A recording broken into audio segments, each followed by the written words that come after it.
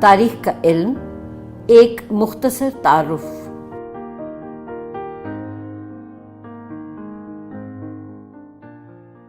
تاریخ ماضی کے مطالعے کا نام ہے۔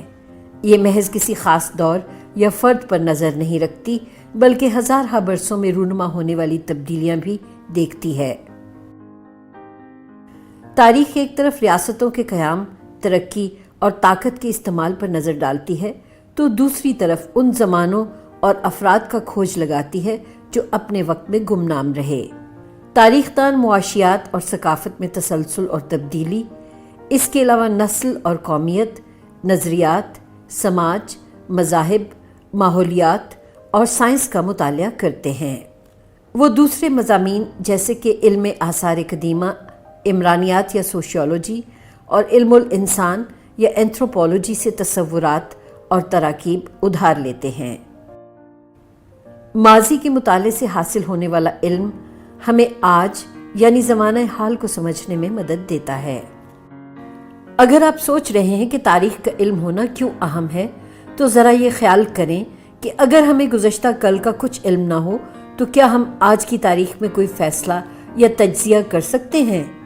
یا یہ کہ دنیا کے بارے میں ہماری معلومات کتنی ناقص ہوں اگر ریاستیں اپنی اپنی مرضی اور ضرورت کے مطابق تاریخ کو دستاویز کرنے لگیں۔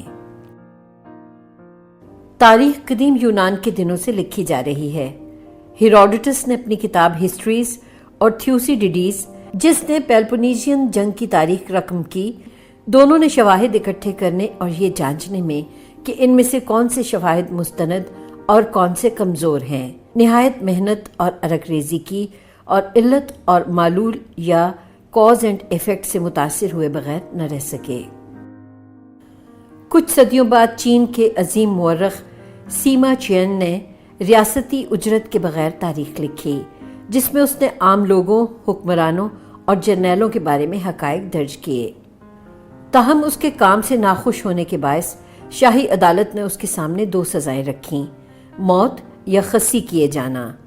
سیموچین نے کاسٹریشن کی سزا قبول کی، محض اس لیے کہ وہ زندہ رہے اور تاریخ لکھنے کا کام مکمل کر سکے۔ اگرچہ تاریخ تعلیمی مضامین میں سب سے نمایاں ہونے کا دعویٰ کر سکتی ہے، مگر وہ اپنا تھیوریٹیکل ٹیکسٹ اور ماڈلز تشکیل نہیں دے سکی، اور اس باعث اسے دوسرے مضامین کی معاونت کی ضرورت پڑتی ہے۔ اس کی وجہ یہ ہے کہ مورخین بے حد پیچیدگی کا سامنا کرتے ہیں۔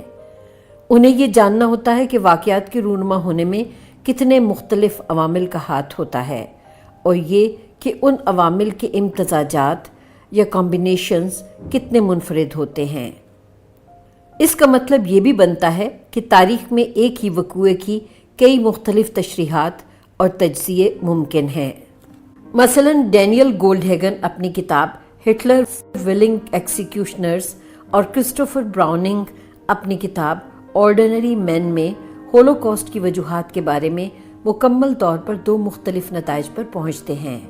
اسی طرح لیوسین فیورا اپنی کتاب The Problem of Unbelief in the 16th Century میں نئے آئیڈیاز کی ٹول کٹ پیش کرتے ہوئے فرانس کے ریفارمیشن ایرا کی تاریخ کو از سر نو مرتب کرتا ہے۔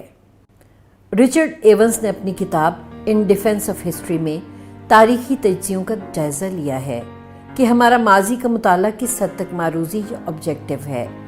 یہ سب آپ کو تحریک دیتا ہے کہ اپنے قیاس یا ڈیڈکشن کی طاقت کو استعمال کرتے ہوئے اپنے نتائج خود اخذ کریں۔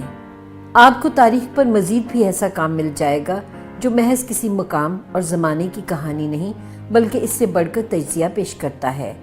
اس سب نے ہمارے سوچنے کے انداز کو بدلا ہے۔ تھامس کونز نے اپنی کتاب The Structure of Scientific Revolutions میں ہمیں پیراڈائم کا آئیڈیا متعارف کروایا۔ جان اسکاٹ نے اپنی کتاب gender and the politics of history میں جنس کا تعلق حیاتیات کے ساتھ ساتھ سماج میں بولی جانے والی زبان سے جوڑا ہے۔ امریکی مورخ فریڈرک ٹرنر کے مضمون The Significance of the Frontier in American History سے ہمیں نہ صرف امریکہ کے ماضی کے بارے میں بہتر آگہی ملتی ہے، بلکہ یہ بھی معلوم ہوتا ہے کہ امریکہ نے کیسے اپنے مستقبل کی بنیاد ڈالی۔ تاریخ ہمیں محض ماضی کا پتہ ہی نہیں دیتی، بلکہ حال کو سمجھنے اور مستقبل संवारने کا सबक بھی دیتی ہے۔